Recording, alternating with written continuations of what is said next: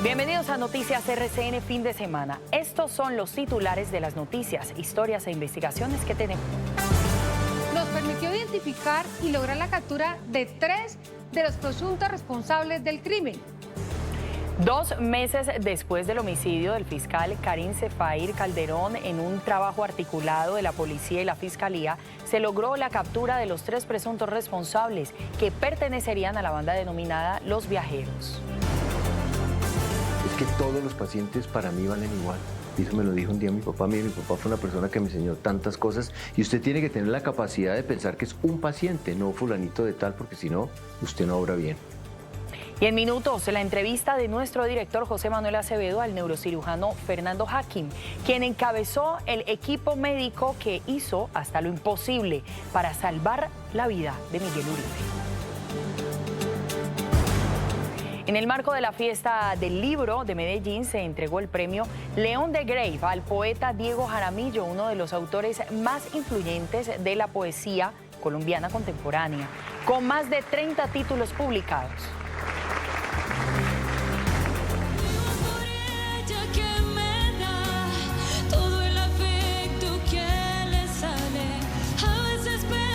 Karol G hizo historia en el Vaticano. La colombiana estuvo con Andrea Bocelli en una majestuosa interpretación que se llevó todos los aplausos.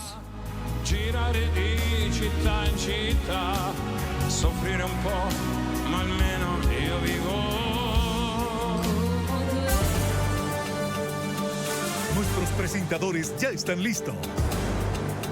Estamos en todas las regiones.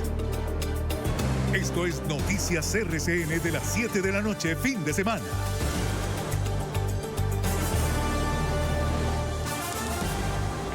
Las autoridades capturaron a 3 presuntos integrantes de la banda Los Viajeros, señalados del homicidio del fiscal Karim Zefair Calderón tras robarle 128 millones de pesos. A la banda se le atribuyen al menos otros 36 robos en el país. La historia es de Oscar Ramírez. En un operativo simultáneo en la costa caribe, la Fiscalía y la Policía lograron la captura de 3 presuntos integrantes de la banda delincuencial conocida como Los Viajeros.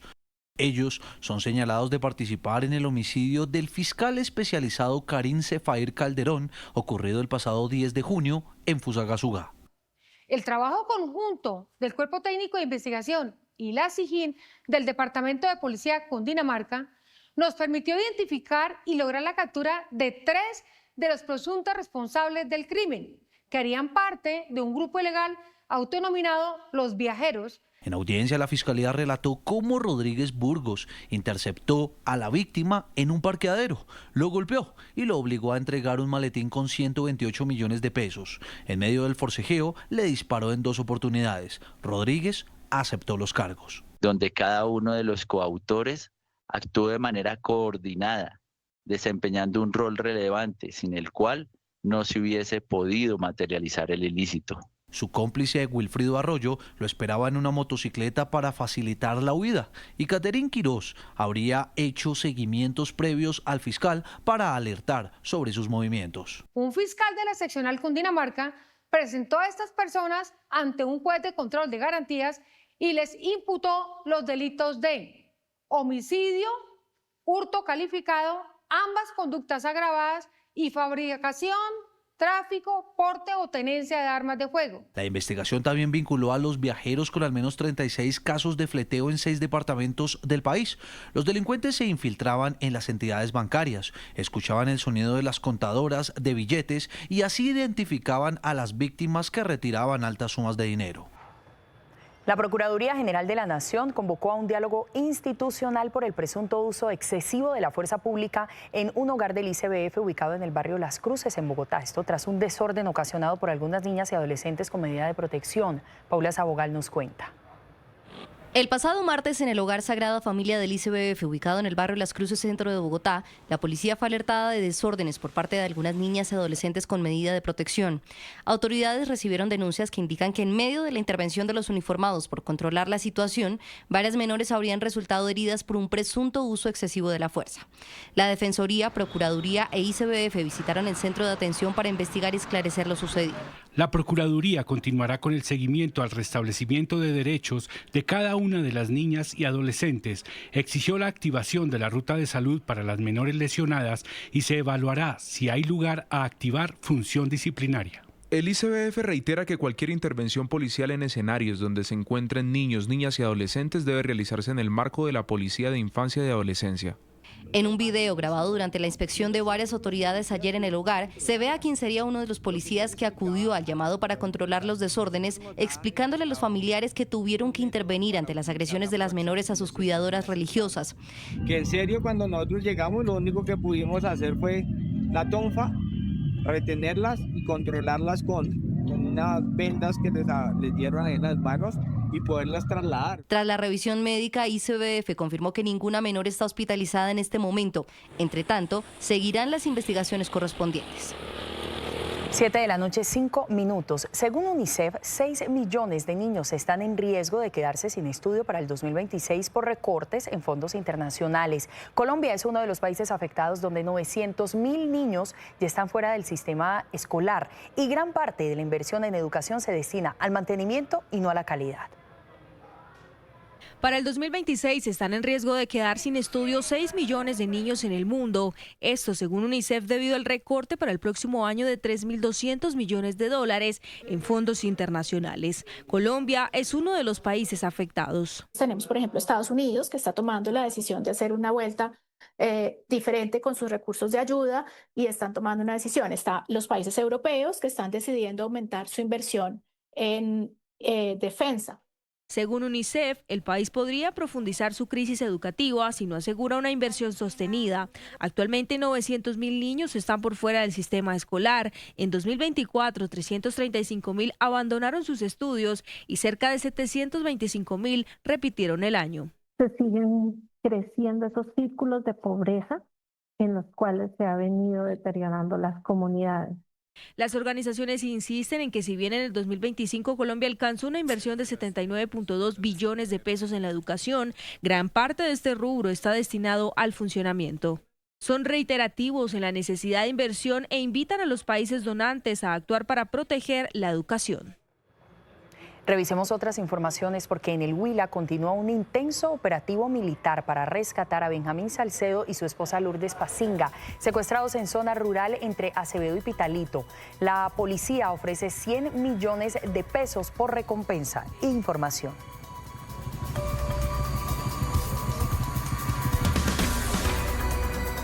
7 de la noche, 7 minutos. En medio de la expectativa por conocer si Estados Unidos mantendrá la certificación a Colombia en la lucha contra el narcotráfico, el demócrata Gregory Meeks, quien además es integrante del Comité de Asuntos Exteriores del Congreso, le envió una carta al presidente Donald Trump en la que le pide ratificarla. Advierte de profundas consecuencias para la Unión Americana en caso contrario. Una desertificación de Colombia sin amplias exenciones que permitan la continuación de la asistencia estadounidense pondría en peligro la seguridad nacional de Estados Unidos al fortalecer a las organizaciones criminales transnacionales, algunas de las cuales el gobierno ha designado como organizaciones terroristas extranjeras, e impulsar aún más la producción de coca y la actividad delictiva. Bueno, y nos vamos para la fiesta de la literatura. Sí, señores, en Medellín avanza la versión número 19 de la Fiesta del Libro, un espacio cultural con muchísimas actividades para los asistentes. Nuestra directora de fin de semana, Nancy Velandia, nos tiene todos los detalles de la información. Nancy, ¿qué tal? Muy buenas noches. Feliz noche para usted y para todos nuestros televidentes. Yo los saludo una vez más desde Medellín, donde avanza la Fiesta del Libro y la Cultura.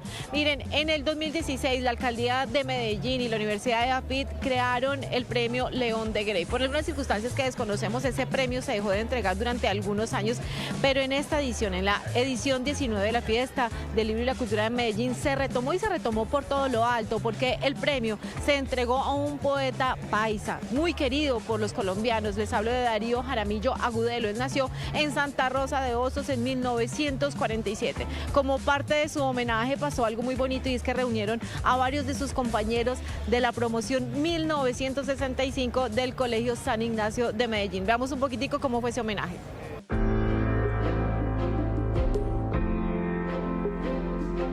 Darío ya había publicado o le habían publicado un poema en el suplemento literario del Tiempo en esa época, es decir, cuando estábamos todavía en ese año, digamos, final del bachillerato.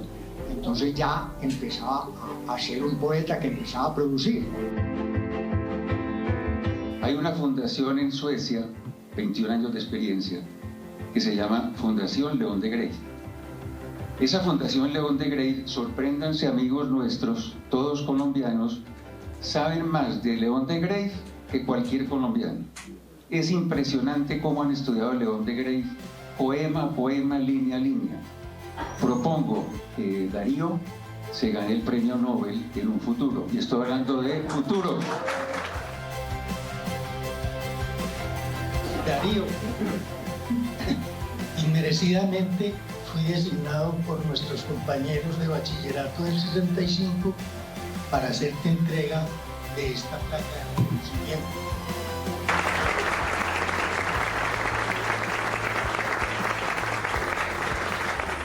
De verdad que fue un homenaje bastante emotivo. La gente, el auditorio en general estuvo muy emocionado y con la ovación se lo hizo saber al maestro Darío Jaramillo Agudelo. Para los televidentes, para las personas que tal vez nos están viendo en este momento y se preguntan qué ha escrito o qué clase de poesía es la que nos trae Darío Jaramillo Agudelo, les invito a que vean un poco de su poesía. Poemas de amor 13. Primero está la soledad, en las entrañas y en el centro del alma.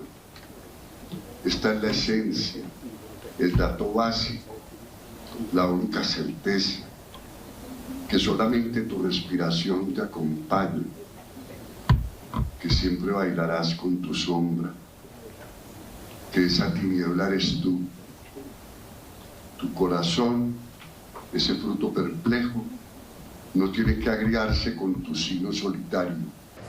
Bueno, para nuestros televidentes, para las personas que nos están viendo, para los turistas que vienen a descansar por estos días a Medellín, aprovechen estos días porque son 10 días de fiesta hasta el 21 de septiembre. Desde las 10 de la mañana las puertas están abiertas para que ustedes vengan y disfruten de esta fiesta, que es una fiesta para todos. Y recuerden también que la entrada es gratis. Seguimos hablando de lo que pasa aquí en la Fiesta del Libro y la Cultura de Medellín. ¿De qué escriben las escritoras colombianas?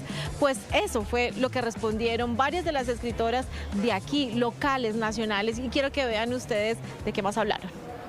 Las mujeres no eran bien vistas en los círculos intelectuales, ¿no? Una mujer escritora era mal vista. Y muchas veces las escritoras no escribían novelas, sino diarios, cartas, ¿no? Que era textos que sí podían escribir porque se ejercían en privado. En la antología de dramaturgia tenemos unos ejercicios súper experimentales de autoras que se ponen a sí mismas como personajes, que viajan en el tiempo, que tienen diálogos. Y si hablamos de mujeres importantes, de escritoras valiosísimas para nuestro país, pues no podemos dejar por fuera a Yolanda Ruiz, que precisamente participó en la Fiesta del Libro y la Cultura de Medellín hace pocas horas. Estuvo hablando de su más reciente libro, Los que quedan. Veamos un poquito de cómo estuvo ese conversatorio. Pero cuando la violencia pega directamente, cuando se trata de tu hijo, tu mamá, tu esposo, tu hermano, tu amigo cercano, eso es a otro precio. Y es un poco lo que narra este libro, lo que narra Los que quedan. Es qué es lo que pasa en la vida de seres humanos como todos los que estamos aquí sentados, cuando un hecho de violencia parte la vida de Dios. ¿Logró elaborar el duelo con la escritura? Lo estoy elaborando. Este libro trae unas historias de trabajo de reportería que hice en esos años, finales de los 80, comienzos de los 90. Estuve en Montería, estuve en Barranca Bermeja, estuve en Popayán, estuve en varios sitios haciendo trabajo de reportería con víctimas y recojo esas historias. Pero en el camino yo descubro que también soy una de los que quedan. Porque en esa misma época, en el año 1986, mataron a un amigo. Bueno, y antes de despedirme, a nuestros televidentes les dejo 2 planes recomendados para mañana domingo 14 de septiembre. De 5 a 6 de la tarde estará en un auditorio hablando de su más reciente novela, Que pase lo peor, Antonio García Ángel. Y de 6 a 7 va a estar nada más ni nada menos que Ricardo Silva Romero y Alejandro Gaviria hablando de su libro El arte de no enloquecer. Eso es todo por ahora. Yo los espero en nuestra próxima emisión de Noticias RCN con más información de lo que pasa aquí en la fiesta del libro y la cultura de Medellín. Feliz noche para todos.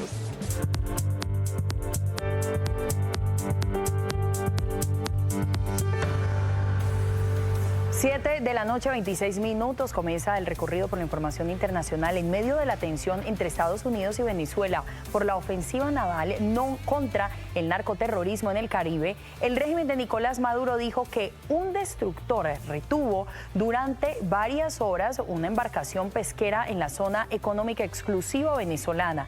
El gobierno de Donald Trump no se ha pronunciado. Fue de manera hostil abordada por una unidad de la Marina de Guerra de los Estados Unidos, una unidad militar, una fragata o un destructor.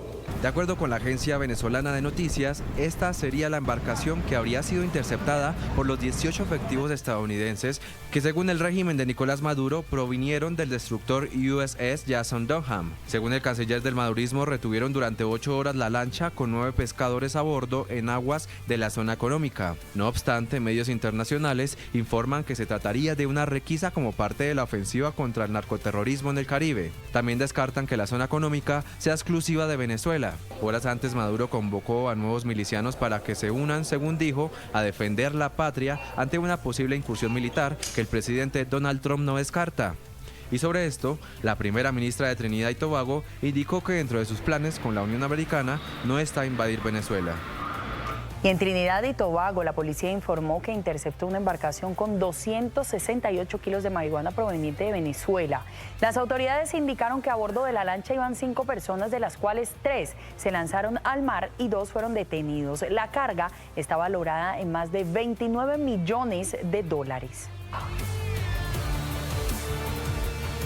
En Estados Unidos, Tyker Robinson, el presunto asesino del activista político Charlie Kirk, será acusado la próxima semana de varios delitos federales, entre ellos homicidio agravado.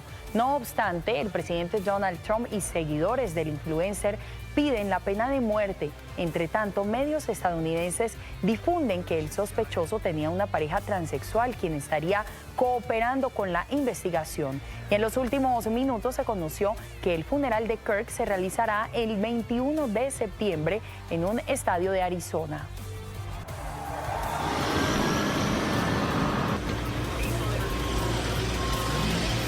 Charlie Kirk, I felt. Charlie was a giant of his generation.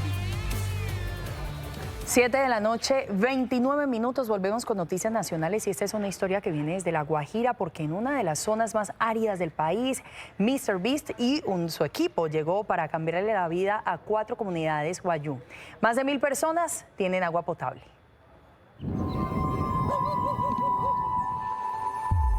A estos desérticos paisajes, donde muchas cosas faltan y casi nunca llega nadie, un grupo de personas trajo esperanza. Después fuimos a Sudamérica, donde recibimos una increíble bienvenida por parte del pueblo colombiano. Gracias, son muy amables, no tenían que hacer esto. En el momento que él venía a hacer la inauguración, nosotros no sabíamos quién era el donante. Pero al ver nosotros, en el momento que llegamos a recibirlo, nosotros nos quedamos como que sorprendidos. ¡Sí! ¿Sí? MrBeast llegó con otros influencers, todos con fama y muchos seguidores. Como Mark Rober, los gemelos Stokes y muchos otros más, con la misión de llevar agua limpia, un derecho humano primordial a millones de personas. Todos los compañeros de mis hijos me preguntan por ahí que cómo hice, que si fue cierto que lo tuve en mi comunidad. Pero a Chiquimana, que paradójicamente en guayú significa laguna, y a otras 3 comunidades más de la Tierra del Sol, la aridez y las dunas, MrBeast y su Team Water trajeron algo más que fama. MrBeast estuvo acá en La Guajira, nos acompañó, muy comprometido también con la realidad del territorio y queriendo visibilizar no solo la falta de agua que hay en el departamento, sino también las soluciones que tiene esta problemática. Y en esta comunidad son 1.150 niños, mujeres y hombres guayú los beneficiados. Sorprendentemente, la bomba de la fuente de agua local fue diseñada con piezas de repuesto por un hombre sin formación oficial. ¿Usted construyó esto con piezas de bicicleta recicladas? Sí. Antes era con la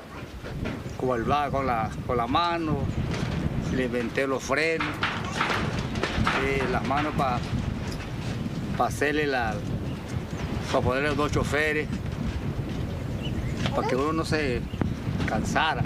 Acá existía un pozo profundo y junto a la comunidad WaterAid y Team Water lo que hicimos fue rehabilitar el pozo, instalar una bomba para la extracción del agua y una planta de ósmosis inversa para su tratamiento.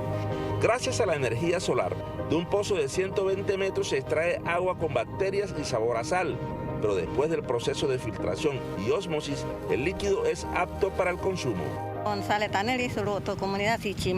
Ella está alegre porque por fin ya ella no va a buscar agua en Hawái, ya mucho nosotros pasamos necesidad con el tema del agua. Con el agua pura de suministro constante, también llegaron 2 parques de juegos infantiles y 3 carretillas para llevar los tanques con agua limpia hasta las casas de barro de Sichimana.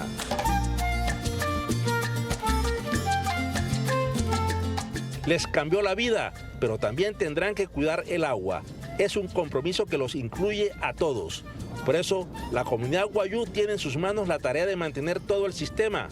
Con fabricación de alpargatas indígenas para la venta, garantizarán el recurso para cuidar el sistema de extracción y purificación. Cuando uno habla del apellido Hakim, inmediatamente se hace referencia a avances en la medicina, avances en la ciencia y yo diría que aportes enormes a un país como Colombia. En los últimos meses, evidentemente, se ha hablado mucho de Fernando Hakim en relación con el atentado de Miguel Uribe. Y yo quiero decirle a los televidentes desde ya que como buen médico, el doctor Fernando Hakim no va a poder hablar de los detalles de ese caso específico ni de ningún otro.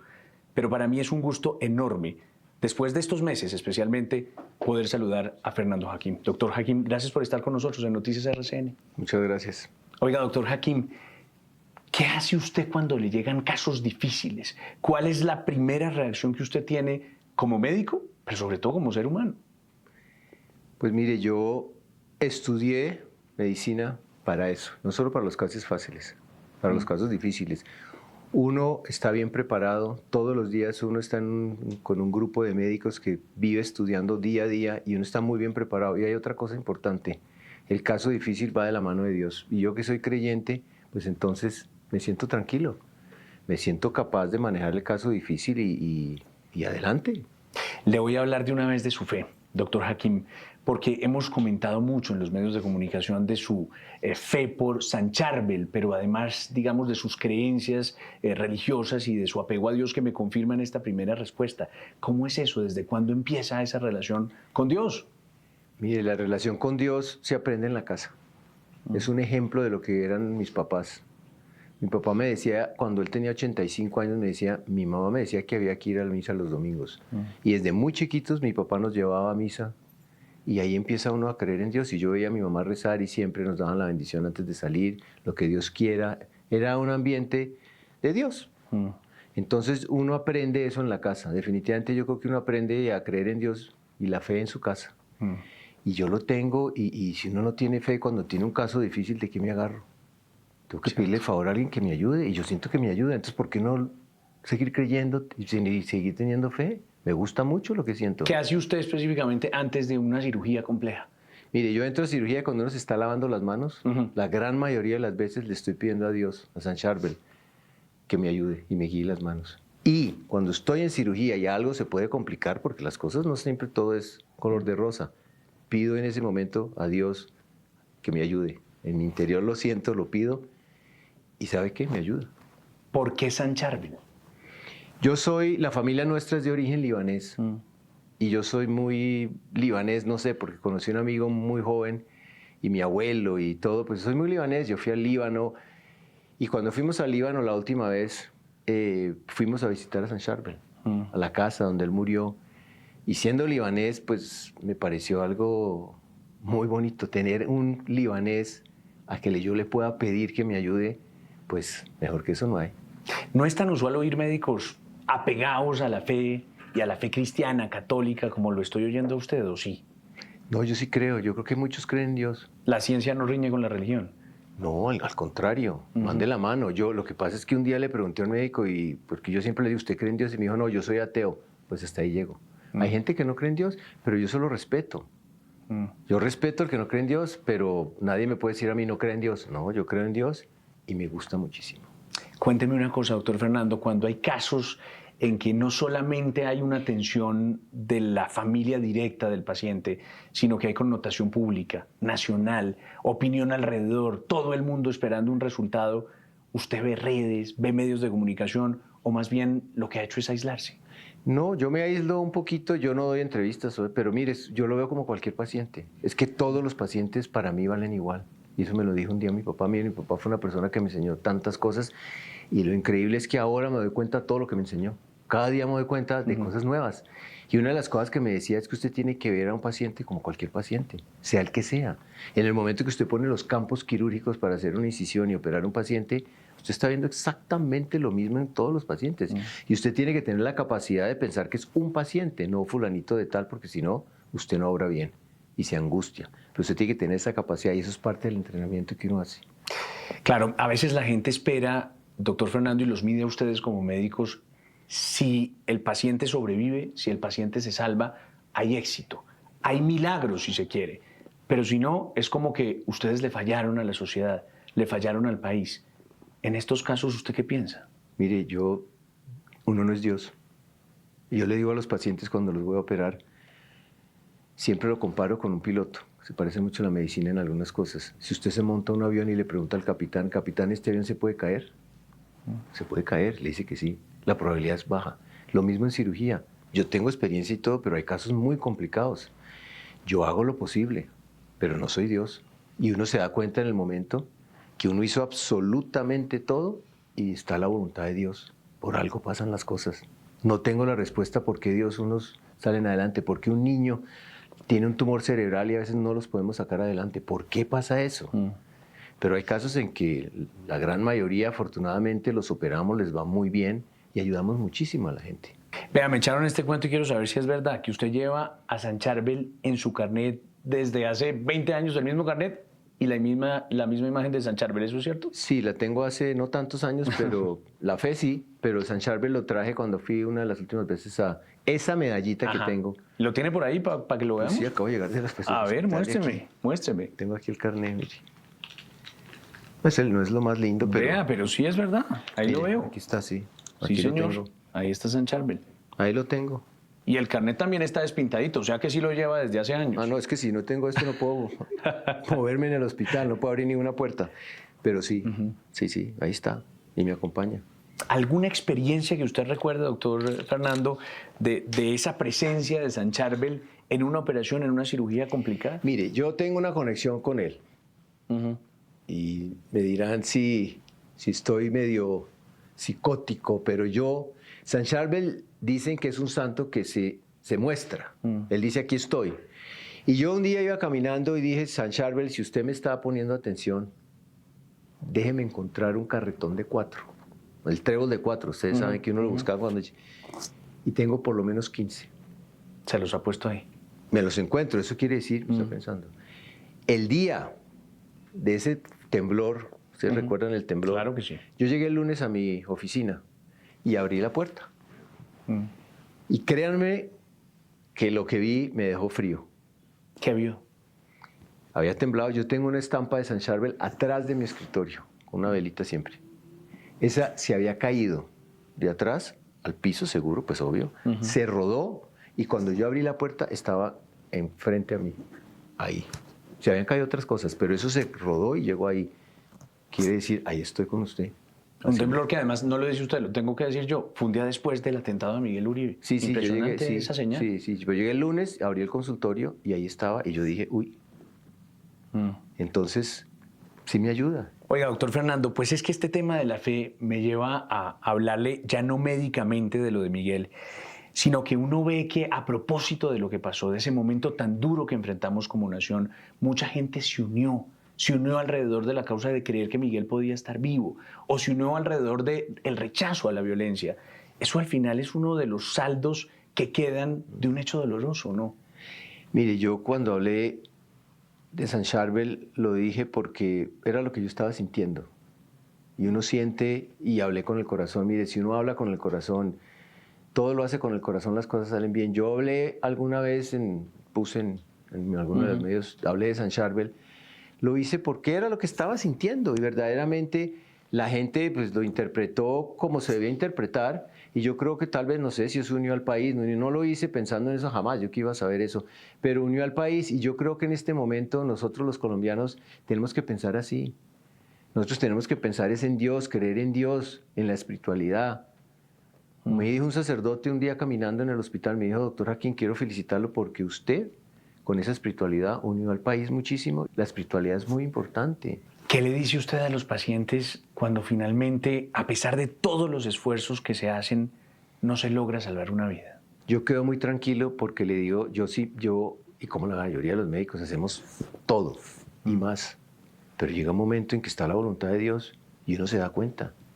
Humanamente es imposible hacer más. Puede que ha habido algunos errores, algunas cositas que hemos podido hacer diferentes porque no somos perfectos, pero mire, en este hospital donde yo trabajo hay un grupo interdisciplinario impresionante, desde las enfermeras, los médicos de cuidado intensivo, mis compañeros, todo el mundo trabaja y trabajamos y hacemos las cosas muy bien.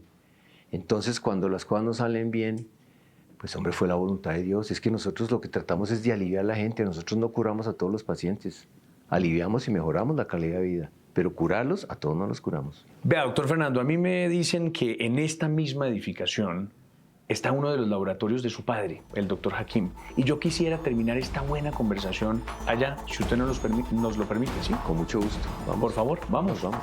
Adelante.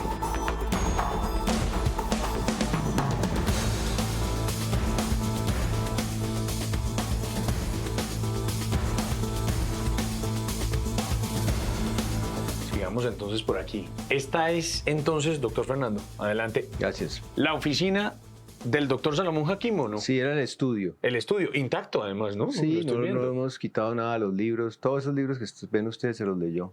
Ajá. ¿Y el laboratorio del que me hablaba? O del que es aquí, es un saloncito a la gente. Donde él hacía sus cosas y... Aquí lo veo, claro que sí. Tenía su microscopio. Muchas cosas ya no están, pero esto era la esencia de mi papá. Óigame, y el doctor Salomón hasta el final dándole, digamos, un poco las últimas ciencia, palabras de mi papá. Cuando yo me despedí en el hospital me dijo, ¿qué planes tienes? Más o menos le dije algo así. Me dijo, tengo planes de volver a mi laboratorio. ¿Qué tal eso? Esas fueron las últimas palabras. Le di un beso en la frente y ese fue el último adiós de mi papá. Mire, a mí me gustaría que le recordemos a la gente la importancia y la trascendencia del doctor Salomón Hakim. ¿Por qué fue tan importante? Los aportes que nos dejó a todos. Pues mi papá fue un neurocirujano y en esa época también hacía neurología. Importante porque describió una enfermedad que se parece mucho al Alzheimer, pero la gran diferencia es que tiene cura. Se llama la hidrocefalia con presión normal o el síndrome de Hakim, pues porque él la describió, pero la hidrocefalia con presión normal. Y a su vez inventó y desarrolló una válvula para tratar la hidrocefalia, no solo la hidrocefalia con presión normal, sino la hidrocefalia en general. La válvula de Hakim. La válvula de Hakim. Por supuesto, muchos de los pacientes televidentes que hasta ahora nos ven saben de lo que estamos hablando. Muchos saben. Pero a veces se nos olvida en esta memoria de ingratos que tenemos los colombianos los aportes de gente que ha hecho mucho por este país, como el doctor Salomón Hakim, le quiero decir. Así es. Yo creo que fue uno de los médicos que hizo grandes aportes para la medicina en Colombia. Doctor Fernando, cerremos ya esta entrevista con un último mensaje suyo a los colombianos. ¿Qué le dice Fernando Hakim en un momento de incertidumbre, de dolor, de desesperanza quizá a un país como Colombia?